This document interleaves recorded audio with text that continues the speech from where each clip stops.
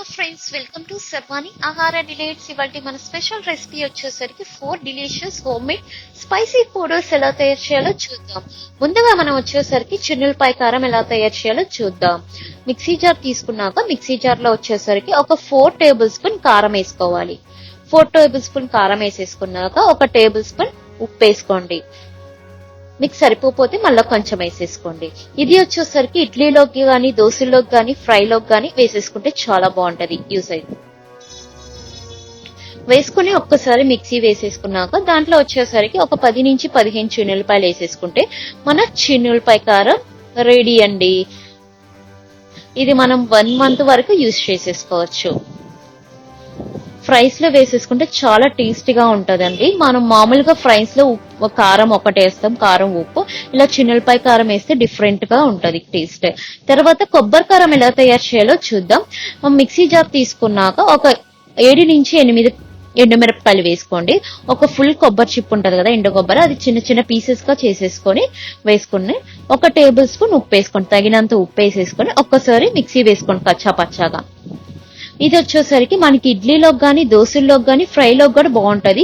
ఇది మనకు అన్నంలో కూడా చాలా బాగుంటది అండి. వేడి వేడి అన్నంలో నెయ్యి వేసుకొని తింటే చాలా మంచిది కూడా. మిక్సీ వేసుకున్నాక ఒక 10 నుంచి 15 చిన్నులపాయలు వేసేసుకొని ఇంకోసారి మిక్సీ వేసేసుకుంటే మన కొబ్బరి కారం రెడీ అండి. తర్వాత జీలకర్ర పొడి ఎలా తయారు చేయాలో చూద్దాం. ఇక్కడ మనం 50 గ్రాములు తీసుకుంటున్నాం జీలకర్ర.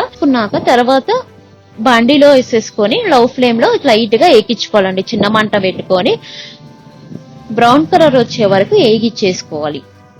ఇది వచ్చేసరికి మీకు ప్రీవియస్ వీడియోలో చెప్పాను, జీలకర్ర ధనియాల పొడి కూడా మనం ఇంట్లో ప్రిపేర్ చేసేసుకోవచ్చు. అందరు చాలా మంది బయట తీసుకుంటారు. బయట బదులు ఇలా ఇంట్లో ఈజీగా ప్రిపేర్ చేసేసుకోవచ్చు అండి. ఇది కూడా 1-2 మంత్స్ వరకు ఉంటది. మీకు ఎప్పుడు కావాలంటే అప్పుడు కర్రీస్ లో అయినా తీసుకోవచ్చు. సో బ్రౌన్ కలర్ ఇచ్చేసినాక మనం 5 నిమిషాలు చల్లారినాక మిక్సీ జార్ లో వేసేసుకోండి. వేసేసుకొని మెత్తగా మిక్సీ వేసేసుకోవాలండి. చూడండి, మెత్తగా మిక్సీ వేసేసుకుంటే మన జీలకర్ర పొడి రెడీ.